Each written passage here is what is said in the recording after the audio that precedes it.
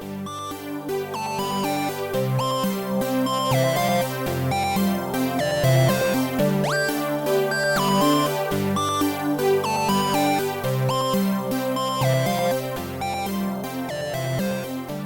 and welcome to Gaming Like It's 1979.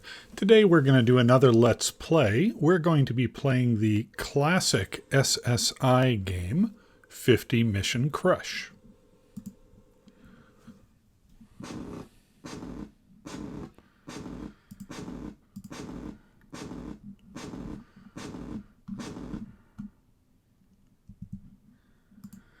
This is a 1984 game.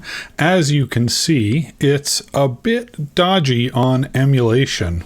This emulator really kind of ramps up the Apple II's color anti-aliasing. So if this gets too hard to read at some point, I may flick this over to a black and green monitor like that. Depends on how much text is on screen. We'll see how it goes. 50 Mission Crush is one of those games that I consider to be remarkably playable, even by today's standards. Don't get me wrong, you are still kind of dealing with slow load times and all the things that went with old Apple II games and all the 8-bit games of that era.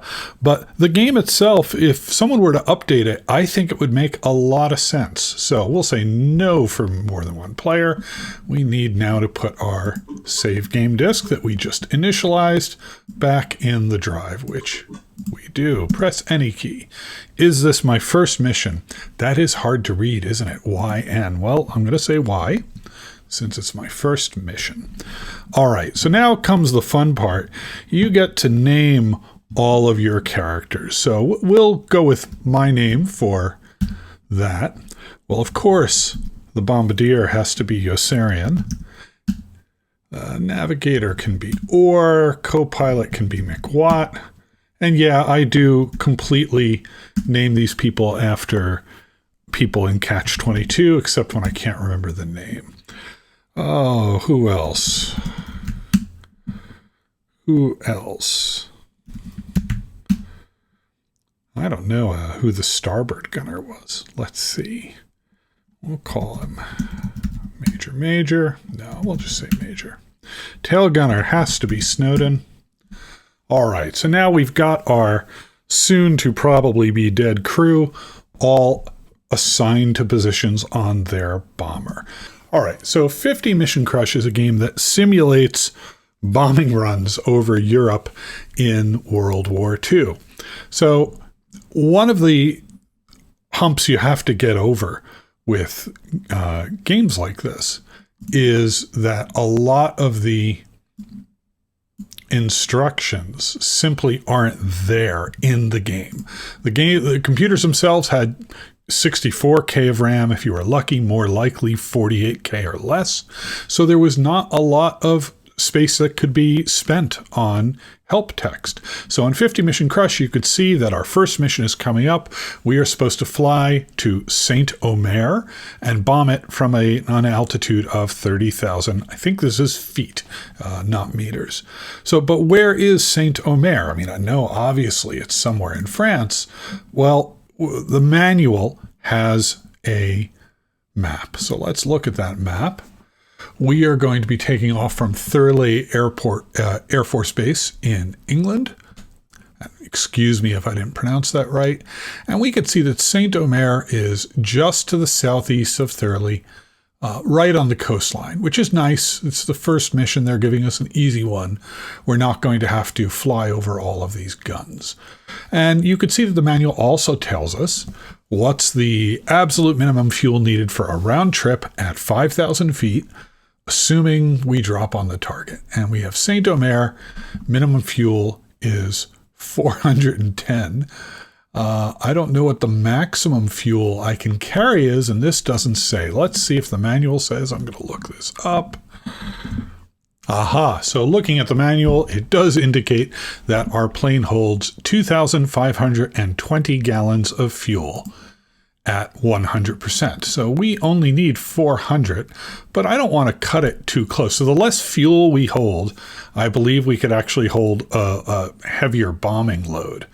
So let's say 50%. That should give us plenty of fuel to get there and back. 410 there, 400. Oh, this 410 for a round trip. So that should be plenty.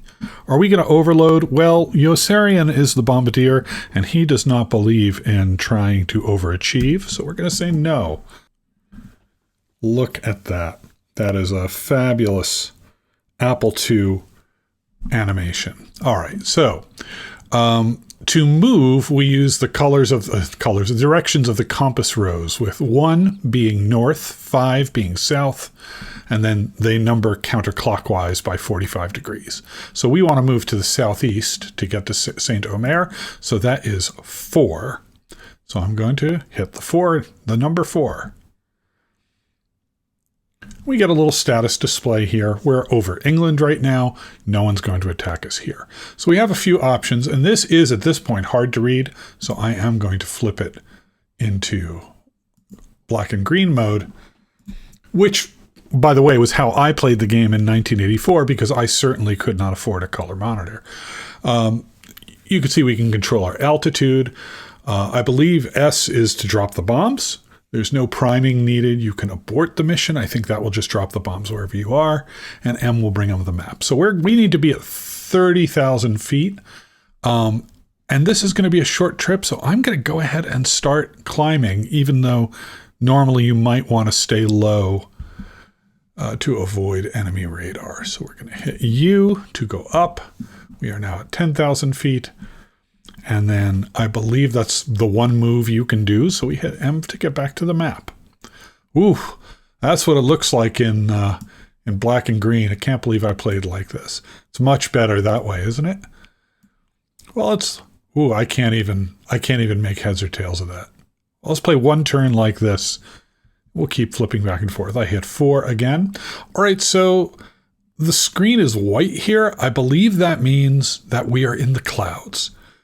We could be intercepted by enemy fighters, and being in the clouds affects that. So we're going to hit U to go up one more unit, 5,000 feet. I don't know if you noticed, but the fuel dropped as we climbed. That is a thing that happens. So we're going to hit M again to get back to the map. All right. And let's stick like this, just because those lines are really hard to look at. Saint Omer still looks like it's directly southeast of us. So I'm going to continue traveling southeast. I'm hitting 4. We're going to continue to climb. So this really, hopefully, should be a milk run. We might get intercepted by someone or other. 25. All right, so now I have a choice here, which is that Saint Omer is right there, but I won't be at the right altitude. So I'm going to move south to get up to the right altitude and then move east. So I'm going to hit a 5 to move directly south, U to go up, and now we are at the correct altitude for bombing. All right, so, and you may notice that the cursor, that diamond shape, got a lot bigger. That's because I'm at the right altitude. It's the way the game signals it. All right, so I need to move east. 1 is north, 2 is northeast, and 3 is east. So we're going to go 3. Oh, and now we are being attacked by enemy fighters. There are 3 types of fighters that can attack you. I don't think I've ever destroyed one. I always try. You shoot, and your guys miss a lot. And I don't know. Well, we'll give it a go. You can see we have, it says E20 and S10. That refers to the 2 guns. I want to say E is the engine gunner. That doesn't sound right. And S is the starboard gun. So let's do that. I cannot remember what E is. I'm going to have to look it up. Listen to those sound effects. So I shot at him. The plane shot at me, and neither of us. All right, we'll just keep shooting. Of course, each time I shoot like this, we're using up ammo. So, but since this should be a short mission, I'm not too worried about that. Sometimes you can make the fighters break off. There you go. Bandit breaks off attack. All right. So now you can see Impatient Virgin over Saint Omer. I'm going to flip back to right? And now we're going to hit salvo to drop our bombs.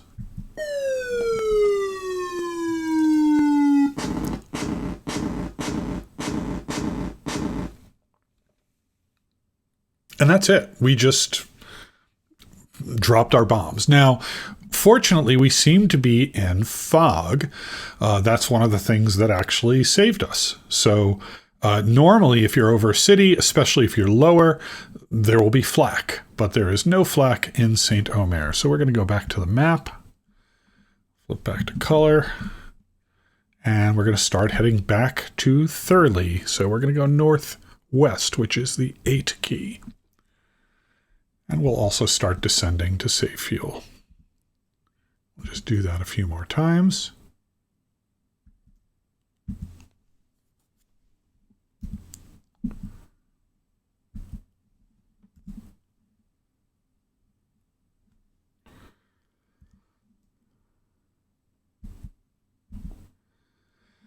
And again, we're going to have to come in at an angle. I don't know whether there's any kind of like, do you have to come in and land from a certain direction? I don't think you do. I think if you're just over Thurley and hit D, well, let's find out. I'm going to hit D. All right, we are, it looks like, landing safely. And then we will get debriefed for the mission. Bomb point 0. I think that means we did not hit the target. But, you know, Yossarian doesn't care. He just wants to fly enough missions to go home. All right, so now everyone has survived and everyone had one mission. Let's see what our next mission is. Today's mission is Antwerp. Antwerp is also pretty close to the coast, I think. Antwerp, 830, probably nautical miles.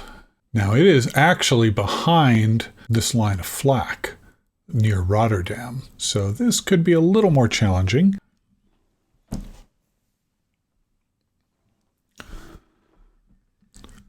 All right, so my plan here is to travel mostly east towards Rotterdam and then south to Antwerp, hopefully not flying directly over those lines of anti-aircraft guns we can see. So I believe it is 4 to move southeast. Yes, we're going to get up towards 20,000 feet. Okay, now that we're over the channel, let's travel east for a while. And we'll just stay at 20,000. I do not know whether there is any advantage in terms of being intercepted by enemy fighters. Is there an advantage to being at a certain altitude? I don't know. Oh, Snowden, our tail gunner, is going to have to try to engage. Oh, nice. Good job, Snowden. It's a shame you're going to die in a mission over Malta later. Now, I don't have a lot of fuel there. I don't know. That kind of worries me. I think the game does model that there are allied fighters in the game. You don't see them, but when you, like just there, you saw the bandit broke off the attack, even though I hadn't taken a shot. That was what was going on there. All right, we're almost there.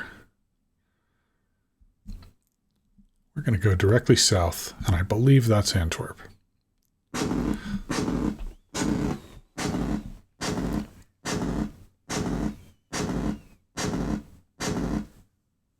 So you can see we have been shot at by the anti-aircraft guns in Antwerp. So we're going to bombs away.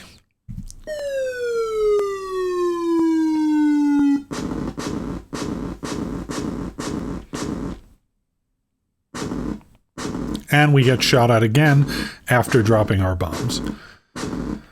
So these flak bullets that are coming at us do hit various parts of the plane. It looks like we did not take any serious damage there, and they will kill your men if they happen to hit the letters representing your men. Your engines can feather and catch on fire, in which case you have to try to extinguish those fires before you could do anything else. And if that happens, you end up having to spend another turn in the flak because you were being shot at. So you really don't want that to happen. Here we could see that we did get target points. We got target points 1,000, which is, I believe, the maximum. So that's great. I don't know why you would carry an overloaded bomb load. Like, do you get more than 1,000 target points? I don't think you do, but I'm sure it discusses that in the manual, which I did not read closely, honestly. All right, so we're going to head back now, again vectoring around these anti-aircraft guns. So one should take us straight north. I don't know. I'm going to drop down. Let's do it. Let's go fly low and see if that helps.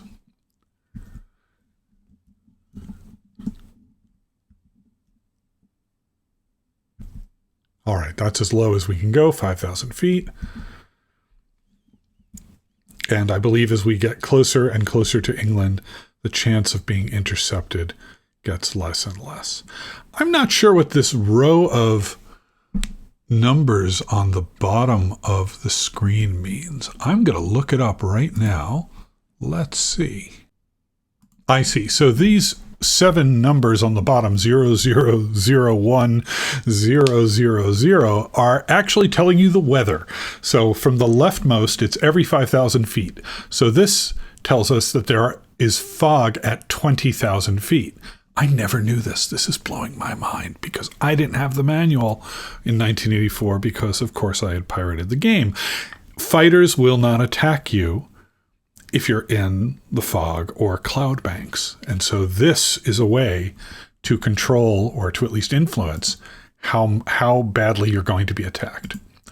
The other thing that's relevant here is in this map, this is another thing I didn't know, these dotted lines represent air cover zones. And so this is, I guess, makes perfect sense. So Zone A, there's a lot of anti-aircraft on your team. Zone B, there's some air cover from friendly fighters. So, and then if you're in Zone D, there's no help at all. So this basically these zones indicate how much help you're going to get as you fly from friendly fighters. All right, so let's continue our trip back. Try and get back to Zone A. Right, and so 1 in the leftmost position means that there's fog or cloud cover, and there we are. If you have clouds between you and the ground, flak will not fire, and you will be unable to hit your target. So that explains why we got 0 target points on our first bombing run over Saint-Omer. So that could mean that if you get to the target, if you are responsible, unlike Yossarian, you are supposed to stay over the target and just hang out until the fog clears. And I promise you there is no way I'm going to be doing that. They can court-martial me. I don't care. All right, we are almost back at Thurley. 7 to move directly west and D to move down. We had 370 gallons of fuel left. Nice landingo. All right, we got some points. Lovely. Yossarian doesn't care about points. He just wants to go home. We're getting another crack at Saint-Omer, so let's do it. This time our altitude is much lower, so we will get shot up a lot more. At 30,000 feet, what I remember is that at 30,000 feet, you'll take like 5, the enemy will take 5 flak shots at you, and then for each 5,000 lower, they take 5 more. So if my memory is correct, which it might not be, that should be 5, 10, 15. They're going to get 20 shots at us, assuming we're not in cloud cover. So let's fuel our plane. Well, you know what? Let's go a little. We'll do 40%. Not going to overload, though.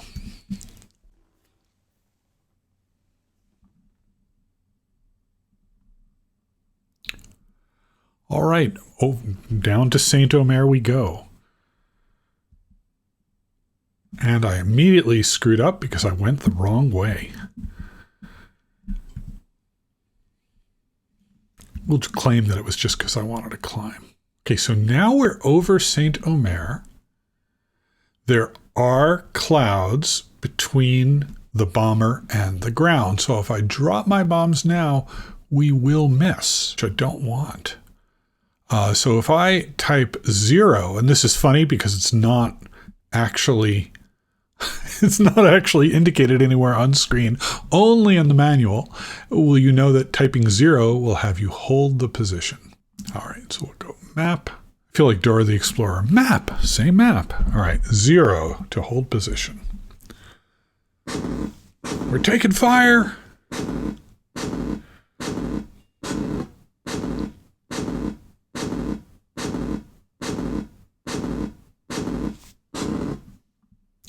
Uh-oh, that's bad.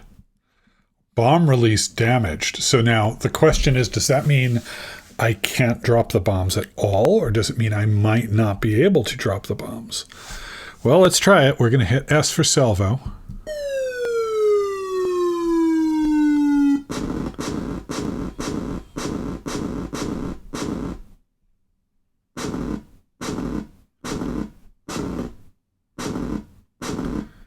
Took a hit on our engine.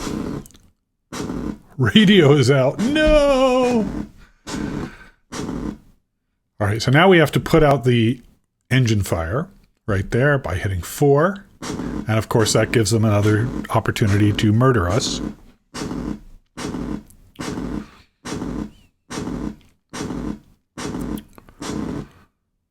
Oof. We are definitely taking some damage. Well, now we can at least fly away. So this time I'm going to go back to the map and hit 8 to go northwest. And we're getting attacked by fighters. We're pretty far away from England here, but we'll do our best. So I believe the number of missions that your crew has flown affects how good they are at things like shooting. In this case, everyone on my crew is, I haven't had any deaths yet, although who knows, that may change. So they're all of equal talent. So there's no reason to not have the starboard gunner take these shots. All right, we're going to continue to move. Start dropping our altitude a bit. You can see that the target points we got for the bombing were not 1,000. So maybe that was the effect of the bomb release being damaged. I'm not sure. Okay, we're going to go down to 0 and land. And get debriefed. Uh-oh. Oh no! Yossarian's dead. The plane crashed on landing, so Yossarian, Hungry Joe, and I think it was Snowden have been buried with honors. This is horrible. Oh, I've lost 3 people. So this is good because it does allow me to show you how this mechanic works. So there's no, memorial made. It's just showing you just immediately get asked, okay, what's the name of the next unit? Où sont les neiges d'antan? We knew Snowden was going to bite it. All right, so now we start seeing how this shapes up over time, that your crew gains skill as you play, but death is cheap and easy in World War II, and you will start losing people and have less experienced people on the crew. So this could create a situation where, for example, 2 gunners, say the ball gunner Takata and the port gunner Hoople, both have a shot at a target.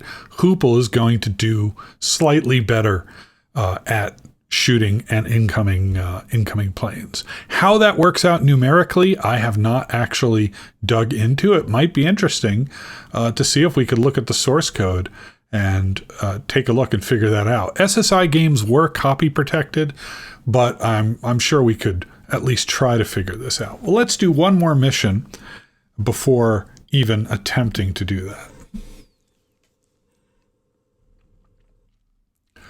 Okay, today's mission is Mult. Mul? I don't know how to pronounce that. Mul. Where is it? I don't know French geography as well as I should. Oh dear. Okay, so it is far behind these lines of anti-aircraft guns. Oh, this is just terrible. So it's far behind these lines of anti-aircraft guns, and it's at 15,000 feet. So I might have to... yeah, this is going to be bad. All right, we are not messing around. Even though I only need 660 gallons of fuel to get there, we are still so shook from Yossarian being brutally murdered by the Nazis that we're going to take a lot of fuel, and we of course are not going to overload because we don't care about points. And that's how I play this game. I'm sure there are people who care about maximizing their score, but my mental landscape for playing this game has always been that these guys are terrified and just want to get through the war alive. So I never worry about points. So we're going to hit 4 to go southeast and start climbing. And my plan here is to climb all the way to 30,000 feet, which I believe is the ceiling in the game, to try to minimize the number of shots. I'm going to fly right over these anti-aircraft guns because I don't see how else to get to Mul without taking too much flak. And I think Mul is this eye-like thing to the northeast of that eye character. Yes, that is. The thing that looks like an eye directly south, due south of me, about 6 units, that's Amiens, and Mul is to its northeast. So I'm going to move south here and continue to go... Continue to rise. Fighter cover. All right, so our this comes right up. Our ball gunner was new, so we're going to use this is the exact scenario I posited before. So we'll have our port gunner take this on. And indeed, he does pretty good. And again, same situation here. Our tail gunner has very little experience, so we'll have the engine gunner. Uh-oh. This might be the end of the video. This might be the end of the Let's Play. We're going to bail. Orr is dead. McWatt is dead. My parachute opens. Now we are on a raft waiting for rescue. Oh my goodness.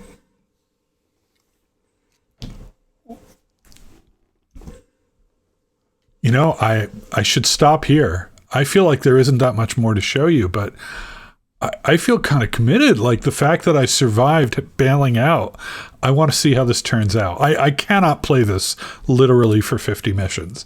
Certainly not on a recording, but I'm going to go one more. What's a good navigator name?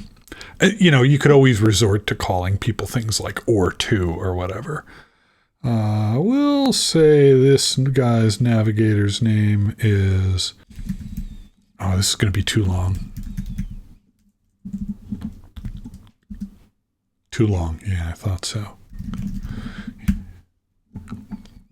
He's coming from the French Revolution, French Resistance. All right, so who's experienced here? Our engineer gunner must have been. Okay, so it was the engineer, not the engine gunner. R is radio man.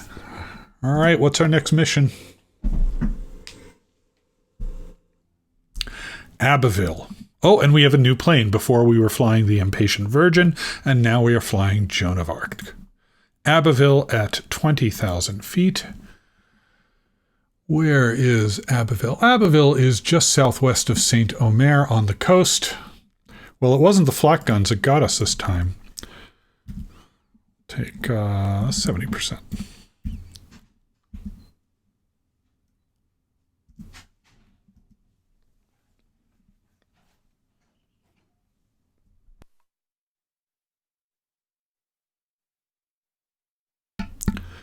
And we're going to start moving. We're going to make a beeline for Abbeville at 20,000 feet. And here we are over Abbeville. taking some flack. Oh my God, we broke the game. Next without 4 error in some line beginning with 1000. Well, that tells us, that's very interesting, because that tells us that this game was written in BASIC, probably AppleSoft BASIC. Let's see if we can take a look. Nope, it's immediately starting the game again. Well, I think that having all of our bombardier crew die to a software bug is perhaps the most 21st century thing possible. So I'm going to call it here. You've been watching Gaming Like It's 1979. Thanks for watching.